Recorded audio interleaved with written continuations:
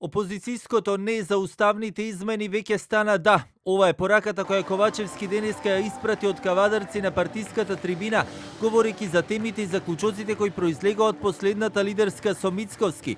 Ковачевски и денеска до неговиот политички опонент со охрабрувачка порака да не потпаѓа под влијание и да остане цврсто на изнесените ставови од последната тет-а-тет средба. Цела година слушавме изјави како се на браникот.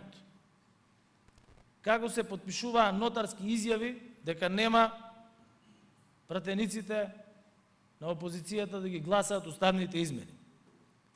Носеа и принтаа маички на кои имаше збор кој означува негација. Носеа маички со не. Нето стана да. Затоа што зборот да е секогаш посилен од зборот не. Од ВМРО ДПМН пак и денеска со контра прашање и порака до Ковачевски, кој од нивните два предлози ги прифатил, па со партиските тела договорил формирање на работни групи. Најважно е сега Димитар Ковачевски, наместо со манипулации, веднаш да излезе во јавноста и да каже кој предлог на ВМРО ДПМН е прифатен.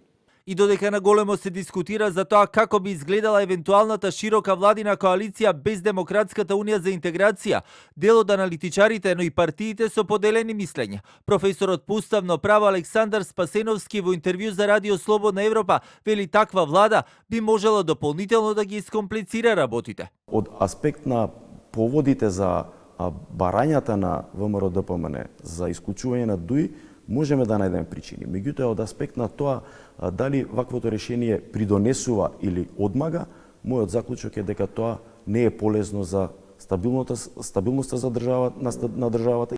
Во разговор за телевизија 24 пак аналитичарот Исен Салиу со контратеза.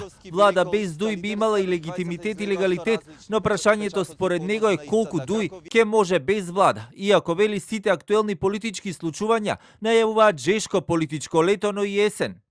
Начелно треба да се поздрави подготвеноста, искажаната подготвеност од страна на ДУИ, да се откажат од нешто толку битно за нив, да не кажам свето. Многу фактори, подфактори, ситни работи кои може да одредат какво лето и каква есен ќе не чека. Ситни работи на први взглед, но кои можат целосно да го сменат текот на настаните. ДУИ пак вчера вечерта уште еднаш го потврдија својот став дека се спремни да поддржат влада без нив, откако ќе почнат да важат уставните измени.